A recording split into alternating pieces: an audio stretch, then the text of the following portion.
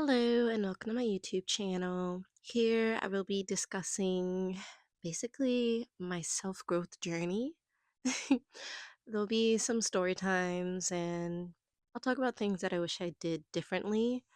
Um, Today I want to tell a story about how I was basically a kept woman for 5 years to a man that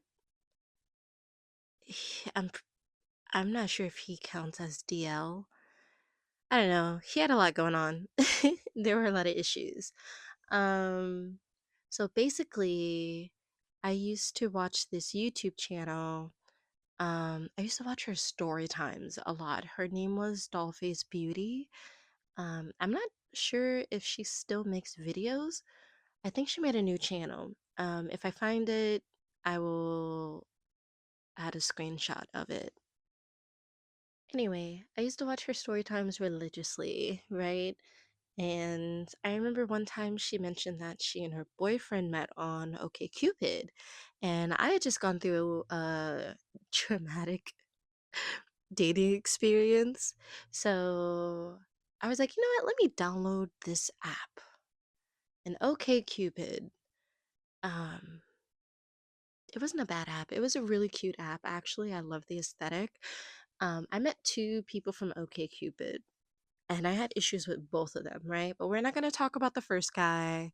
We're going to talk about the second guy, which now that I think about it, they had a similar cultural background, but I'm sure that had nothing to do with my experience, right? Just for some context, I am a black woman and he was Latino. So anyway, we matched on the app and it turned out that he worked right next to the college that I was attending at the time. So we matched, we hit it off, right? He was very consistent. He would send the good morning text every day. He never missed a day. He almost never missed a day for those whole 5 years. Anyway, he would send the good morning, the good nights. Our conversation got really inappropriate pretty quickly, which honestly I should have pumped the brakes. But our messages got a little inappropriate. And then when we met, which was within that same week, I'm pretty sure, we met for lunch. So he came to the school that I was attending. He picked me up. And we went to this cute little mom and pop restaurant that was not far away. So we're at the restaurant. I ended up ordering the sandwich that he recommended.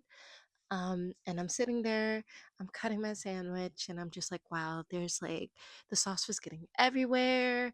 It was a bit much. So I said, wow, this is getting really messy. And he made a comment like, messy is good. And like in my head, I was like, he didn't mean that in a way that I thought, huh? So I just ignored the comment and continued the date, which honestly, we didn't talk about much on the date now that I think about it. But it was cute. It was a nice little lunch. The food was delicious. Unfortunately, the restaurant ended up closing down. That broke my little heart.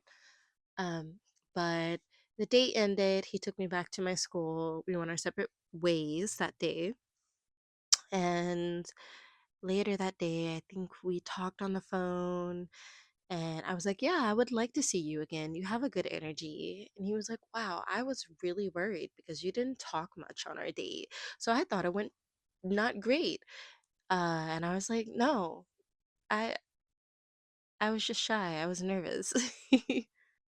And so we met in January.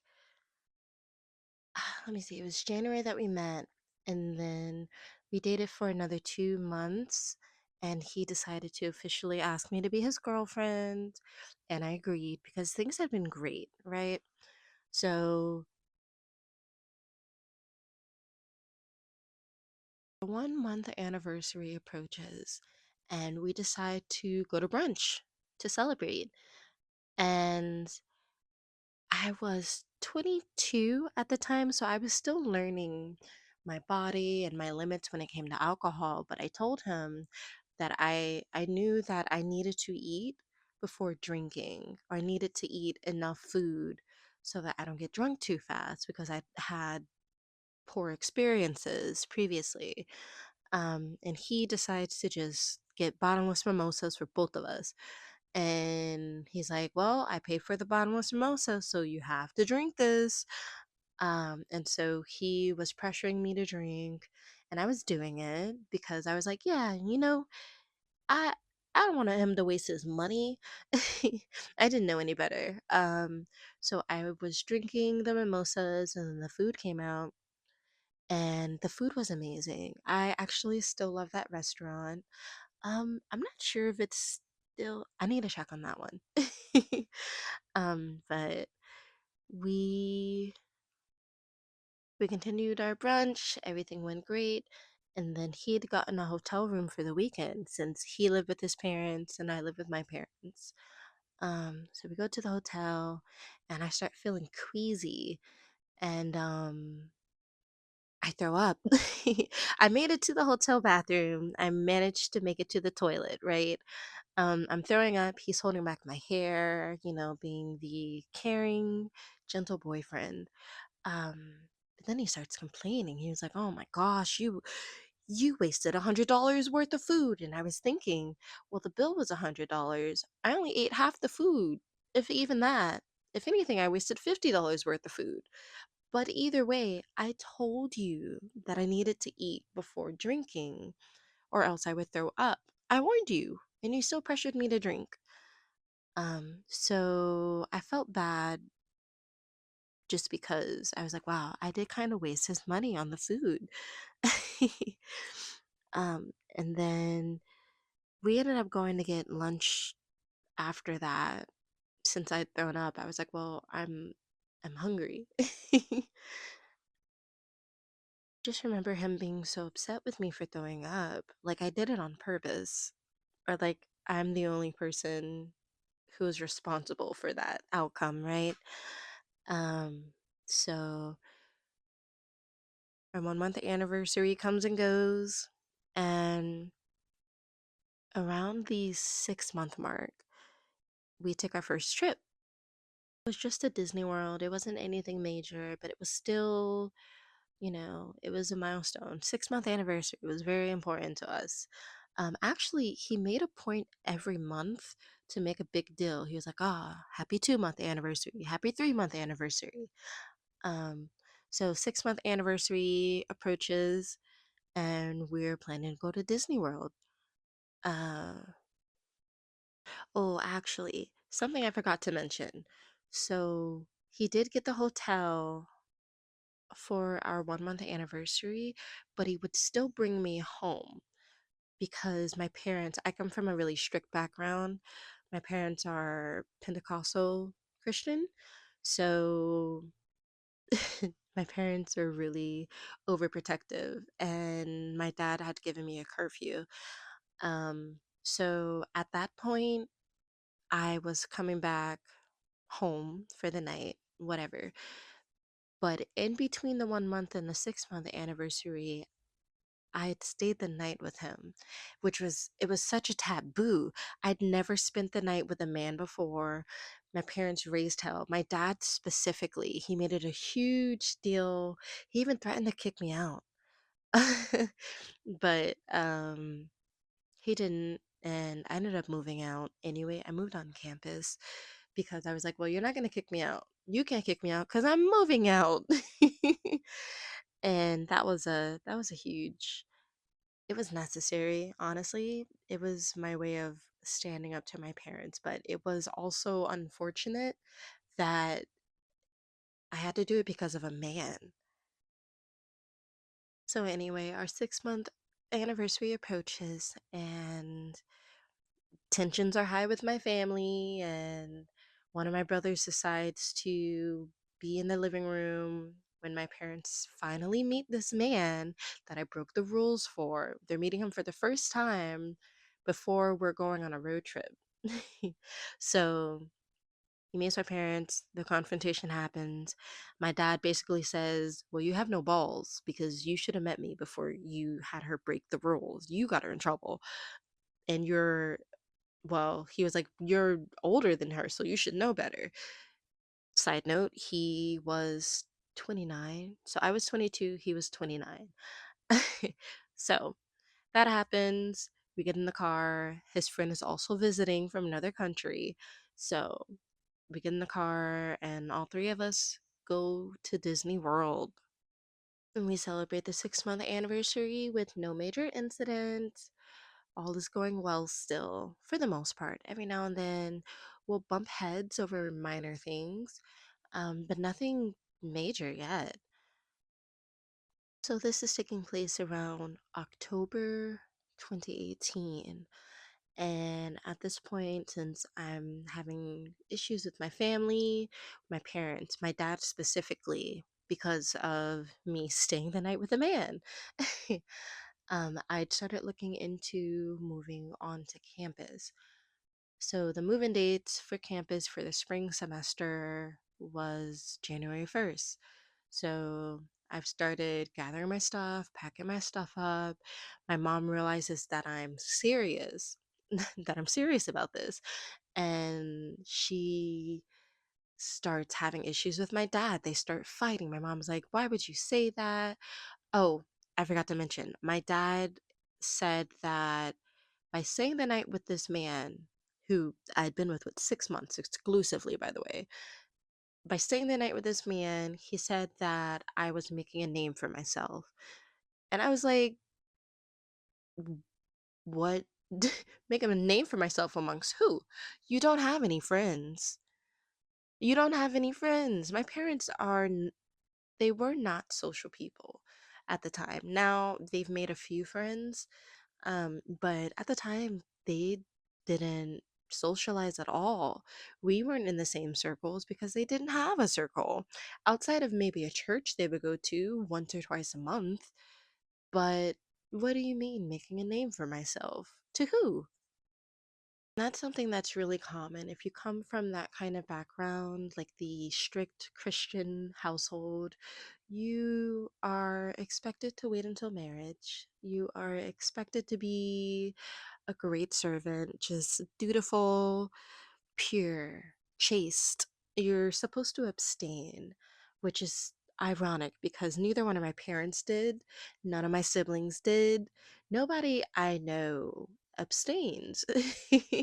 But it all came down to me for whatever reason, as their only daughter, who they didn't really raise in the church. Like, I've never read the Bible before, which I think I might actually try just because it has really interesting stories, but I'd never read the Bible. So you wanted me to follow certain teachings that I'd never been taught beyond wait till marriage. Wait till marriage. Um, just don't be involved with boys, which I should have listened to that part, honestly, but I wouldn't have learned the lessons that I learned today. But anyway, finally stood up for me, which she didn't when he told me that I was making a name for myself. And I just kind of looked at her. I was like, "Do you hear what he's saying to me? Because what name? When someone says you're making a name for yourself after you spend the night with a man, what name is it that comes to mind, right?" And he wouldn't say it outright. Of course not. But we all knew what he was saying. And I was just like, I've been with this one man for the last 6 months, right? He'd been doing everything right as far as I knew. He was a great guy. He'd been treating me right. And that's what my dad cared about. He cared about what was going on after hours, so to speak. Not that he was treating me right or he was faithful or whatever. But it did bother me that my mom didn't interject in any way. So to me, she was agreeing. And she didn't actually say anything about it, to my knowledge, until I was packing my bags and getting ready to leave. And of course, she got very emotional. She was like, "Oh, well, you're going to leave because of that." And I told her, "Well, he was going to kick me out because of that." So yeah, I do think we need the space. We need the breathing room, right? So January 1st comes around, and my parents, they did still help me. I don't know if my mom convinced my dad to help me. I wasn't there for that conversation, but they helped me move onto campus. So I get onto campus day one. My stuff is in bags. Um, they leave, and my boyfriend comes over, and he decides that he wants to try to break in the bed right away. And I tried to be up to it, but I just broke down and I started crying. And he was like, "Oh, well, this is awkward. Do you need some time alone?" And I was like, yeah." And he left. He just left. Um, he left me there in a puddle of my own tears, which isn't funny, but looking back, I just laugh because a lot of things should have been more obvious to me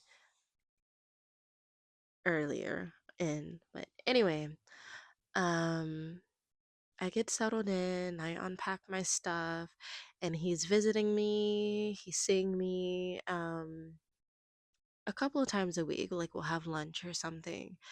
But eventually, actually, it wasn't that long, and maybe a month after I moved in, he starts asking me about, well, we're approaching our 1 year anniversary at this point. So we'd known each other for a year, and we go to a dinner. He takes me to dinner to the same spot that we had our 1 month anniversary brunch at. And we're sitting there. He seems really nervous. And I'm just like, "Are you okay? Like, you haven't really touched your food." And he decides to share with me after we'd known each other for a year. He says, "Hey, by the way, I live a certain lifestyle, and I just wanted to finally share that with you." So, and then for the next 10 to 15 minutes, he goes into detail about how he is a swinger. He's a swinger, but he's only ever swung solo. He's only ever swung with himself and a couple, and the couple was always a woman and a man. Um, so he dropped that bomb on me, and sometimes it could take me a little bit of time to process what's going on, or how I feel about a situation. So he tells me this information, and I'm like, "Oh, okay, thank you for sharing that with me." And I'm sitting there and I'm quiet. And I'm like, I'm gonna go to the restroom really quick. So I have one of those moments where, when like you've been drinking and you go in the bathroom and you look at yourself in the mirror and you're just like staring. And I was just standing there and I was like, "What the hell? What the hell? Why would you just now tell me this? Why would you wait an entire year to tell me that this is your lifestyle? This is what you want. You want to continue doing it, and you want to do it with me? You want to do it with me? Why didn't you just find anyway?" I come back out of the bathroom. I go back to the table. He's like, "I was worried because you were in there for a while." And I was like, "No, yeah, we're cool. We're fine. Um, I'd like to go home." So we leave, we go back to my dorm room, and that's that. So a few days go by, and we're sitting in my dorm room, and he tells me, "Hey, not many women would want anything to do with me after after what I told you?" And I was like, "Well, which part?" And he was like, "Well, the part that I'm bi. I've had these experiences with men, and I think you've been really open-minded, and I appreciate that." And I was basically like, "Well, yeah, I mean, we're together now. We're monogamous. So what you've done in the past really has nothing to do with me. It's not really my business either." To be entirely honest with you. And he was like, "Oh, wow." Um, ooh, yeah. Just to make it clear, he didn't tell me that he wanted me to be involved in this lifestyle with him during dinner. So this conversation is actually where he springs on me. He's like, "Hey, I do want to continue that lifestyle, and I was hoping that this is something you would be interested in." And I was like, "Hey, nope." Absolutely not. I'm not interested in that. I have no interest in it. It's never interested me sharing my partner with anybody, and it probably never will be. And he said, "Okay, I understand." And that was the end of that conversation until later that week. And later that week, he came to my dorm on his lunch break, and he said, "Hey, I know that you said you were not comfortable with this, but I have been looking for a third person.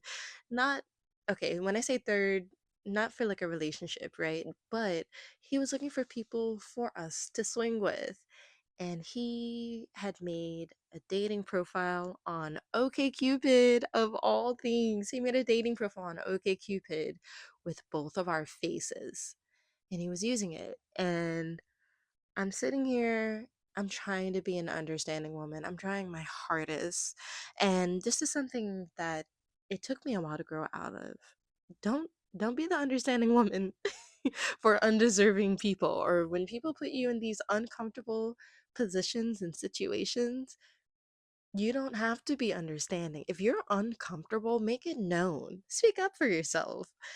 So I was sitting here on the bed because we were laying down. He was scrolling. He was showing me a conversation with a woman who was on OkCupid for dating. I'd looked at her profile.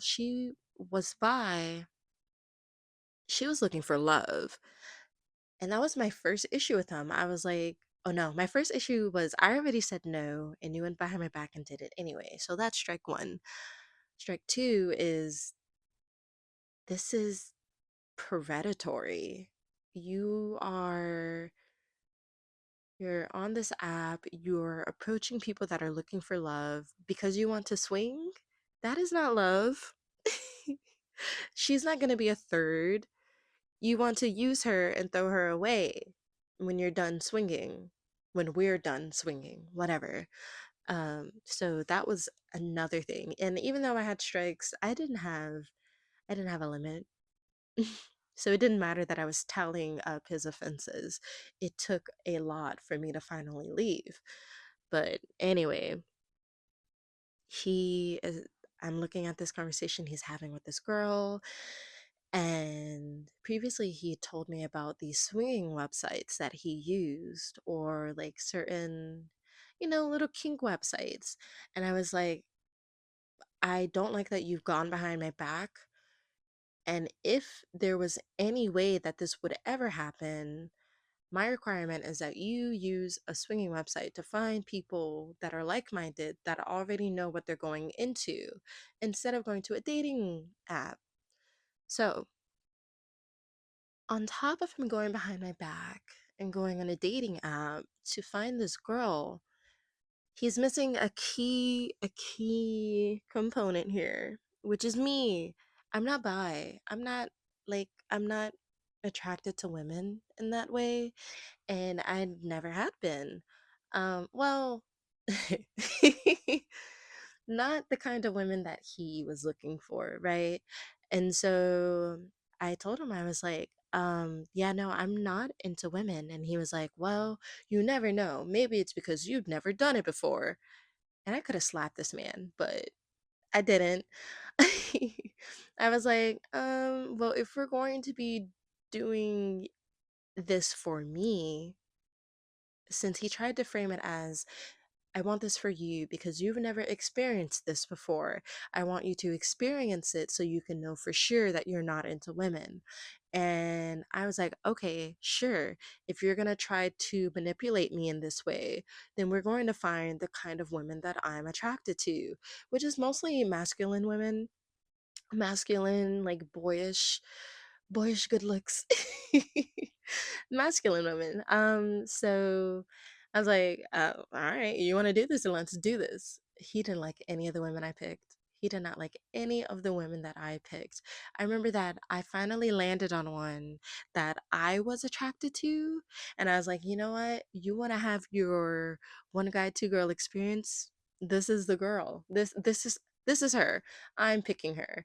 And we exchanged we exchanged kick, we exchanged Snapchat, and at some point I was speaking with her when he wasn't there, so we had our own private chat, which made him so uncomfortable. Of course it made him uncomfortable, the guy who went behind my back and had private chats with women while trying to find women for us to swing with without my consent, actually against what I told him already.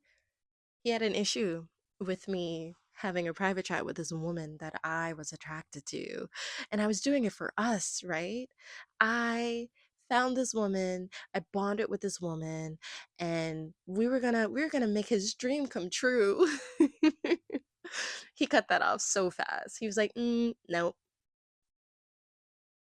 Anyway, moving forward, I was like, you know what?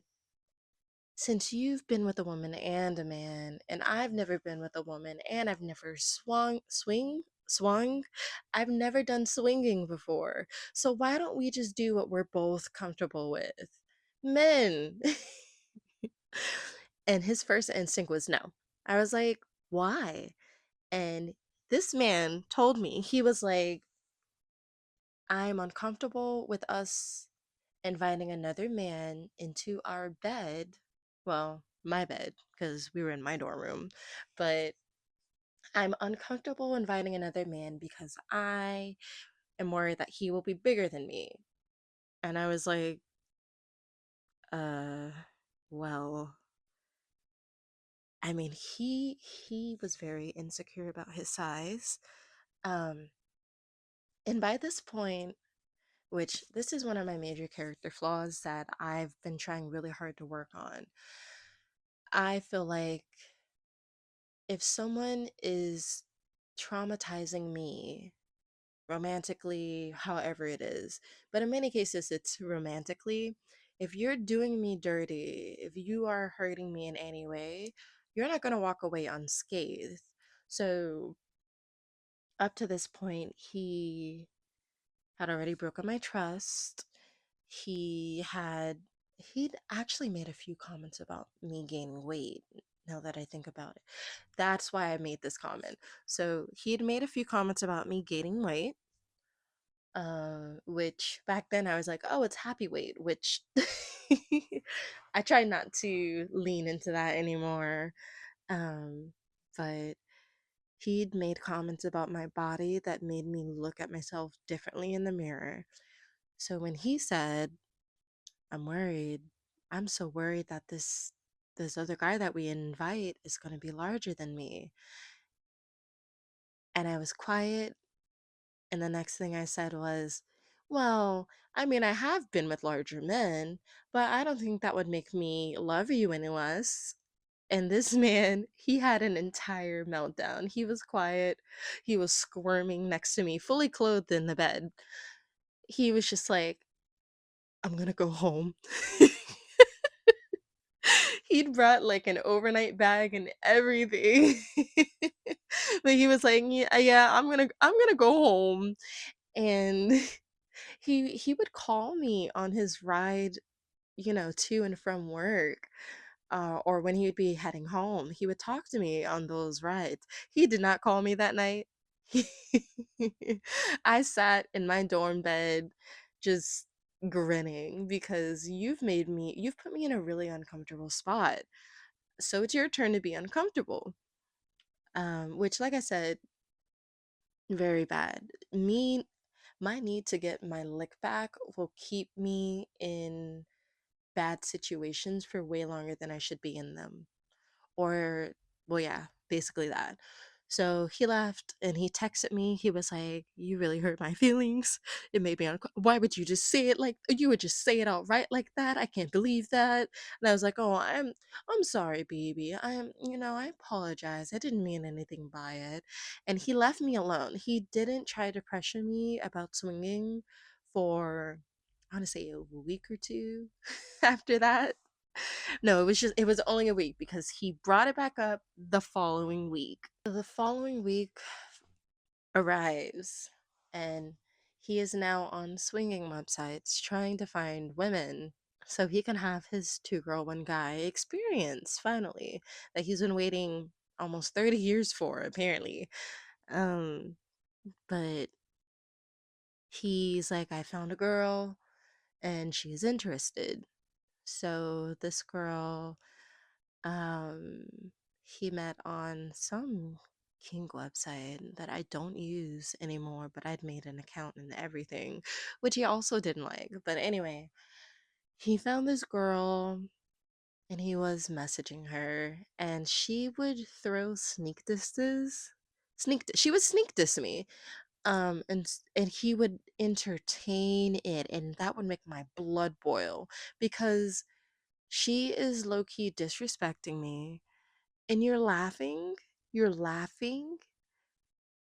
you have the audacity to laugh at someone who's throwing shade at your girlfriend who is trying to be understanding and give you this fantasy that you've been wanting. Bet bet But I'm just like, no, I don't like her. And he's like, well, keep an open mind, blah blah blah. And I'm like, but this is supposed to be for me, so if I say I don't like her, get rid of her, right? And he was like, well, maybe you can just exchange info and you guys can talk. And so he gives her my kick or something, and she's talking to me. I'm still really not feeling it. And so when I'm not feeling it and I'm being dry over text, sorry, I was being dry over text, I guess. And she goes and she cries to him. She goes and she says, "Oh, she's not really being responsive. I don't think she likes me." And I was just like, how dare you? How dare you try to snitch on me to my man? So at this point, I really don't like her. So he doesn't bring up swinging with her to me for a little bit, but he continues to talk to her. And so I remember we were in the car. I don't remember where we were going, but her name pops up on his lock screen. And I am just like, "You're still talking to her?" And he's like, "Well, yeah, but it we just talk about you." And I was like, "This isn't okay. This is actually inappropriate. You're still texting her. This is a girl that you sought out to swing with, and you're still texting her. You're texting her without me. We're supposed to be doing this together." And he's like, "Yeah, well, you know, uh, it's fine. Like, it's innocent. Like, it's nothing, inappropriate." And so I'm like, "Okay, show me the text." And he's like, "Oh, sure." And then he starts fiddling with his phone and he opens the text and he long presses on a message, and I'm looking at his screen. And I'm like, if you are about to delete a message before showing me the texts that you claim are not inappropriate, we're going to have a problem. And he just hands it to me, right? He's like, "Okay, fine." He hands the text to me, and they absolutely are inappropriate. And he claims that since they're about me, it's okay if they have lewd conversations because they're about you. They're about you. You're my girlfriend and I love you so much. And yes, I'm talking to this girl inappropriately, but it's about you because I love you so much. And she really respects that. The message that he long pressed, I can't fully remember, but I think it was him talking. He was venting to her about his previous relationship and how, yeah, my last relationship didn't work out because she was so vanilla and I wanted to live this lifestyle. And I was just like, well, that's very telling that you were about to delete that before giving me the phone because apparently we're not going to work if we're vanilla. Oh, and I just remembered where we were going. We were going to a hotel. I forgot what we were doing exactly. But we were headed to a hotel and um I let it go, right? I let it go. I'm chilling, whatever. We're sitting in the lobby waiting for a room to be ready. Her name pops up on the screen again. I get irritated. He saw me see it. You saw that I saw what was on your phone. And I get an attitude because why is she? We're at a hotel. We're about to get in bed. She's about to be in bed with us in spirit, you know? But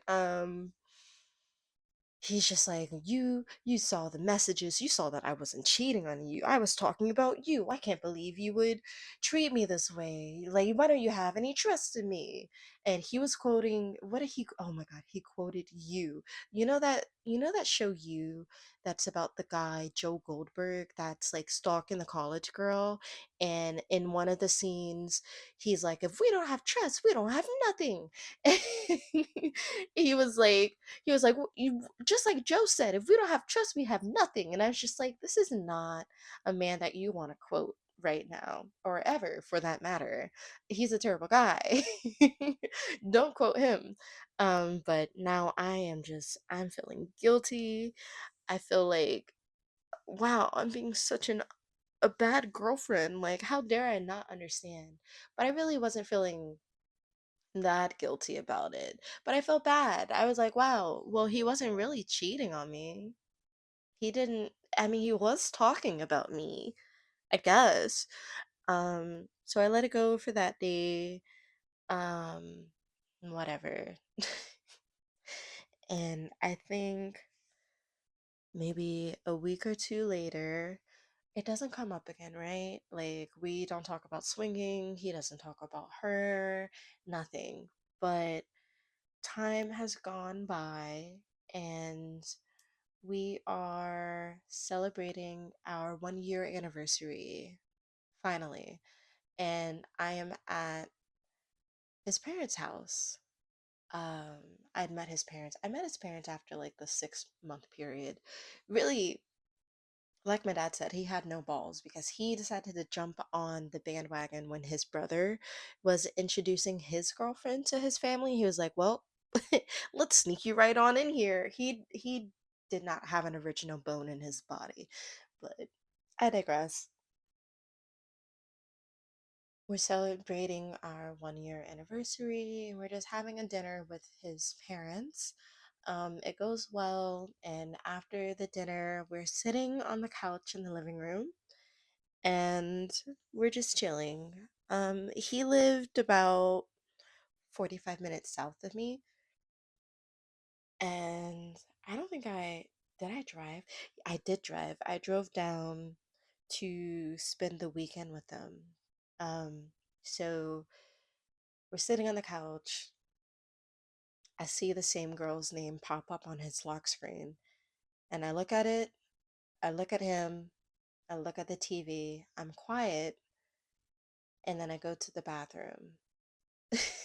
It's like my it's like my little hiding spot, I guess. I'll go to the bathroom to gather myself. And I leave the bathroom and oh, I texted him when I was in the bathroom. I was like, "Hey, I'm just gonna go home." And I leave the bathroom. He's on the couch. He shows me the screen. He's like, "Hey, don't leave. It's gonna look really weird to my parents. See, look." He shows me the screen and he sent this long paragraph to this girl saying, "Hey, um, I don't think we should speak anymore because talking to you makes my girlfriend uncomfortable." She responded to the message just saying, "Okay, I understand." And that was that, I guess. And I just sat there. It didn't make me happy that he sent that message. I just didn't go home like I was going to abruptly leave. I just kind of sat with that. It didn't make me happy because why did it have to get to this point for you to finally realize, wow, this makes my girlfriend uncomfortable? I mean, you knew the whole time that it made your girlfriend uncomfortable. You just didn't care. So I don't think you care now. I think you care more about what your parents think because you knew they were going to ask questions. And now you would have to explain to them. You'd have to explain so much. But yes, he never brought her up again. I certainly did because some of those behaviors he exhibited during that situation reared their heads later down the line. Not much later, not surprisingly. Um, but that did buy us a little bit of time. We were okay for a few months. We kept it chill for that 1 year anniversary because we had a trip planned. We had a trip planned out of the country. That happened like the week the weekend before our trip that we took. The trip was our actual celebration for our anniversary. We went to Colombia. It was beautiful. We went to Cartagena, which is very touristy, like a huge tourist trap. Because once you leave Cartagena, it looks like right outside of Cartagena, everything's super modern. You don't have the horse carriages. It's not like old colonial buildings. It's not like people dressed up and performing. It's just a regular city. I think we went to the gas station or something after an event, because we were actually there not only celebrating our anniversary, but because his friend was getting married. Well, his coworker, because I came to realize that the people that he considered friends, you could tell from their dynamic that they didn't really care for him, because he just rubbed people the wrong way. And I realized that it wasn't just me that he rubbed the wrong way, it was his friends. He rubbed his family the wrong way. There were so many instances of this, and I was just like, maybe there's something wrong with him. That was all that I have for you today. It was only 1 year of the 5 years that we were together. But I think there were some significant red flags that I picked up within that first year, and I should have ran, honestly. But he was taking me on trips, and I was 22, and he was paying for a lot of stuff, and I was enjoying the new experiences, and for the most part, we were okay. It was just every now and then we would have big blow ups, which now I know that even infrequent issues, if they disturb me deeply enough, just because they don't happen often doesn't mean they don't matter, doesn't mean I should stay with them for the good times. That's really not a reason to stay with anybody when you're being disrespected or made uncomfortable. Anyway, that's all I have for you today. I hope you enjoyed this video. Please like and subscribe and leave a comment down below if you've been through anything like this or if you can relate to this. Thank you. I'll see you next time.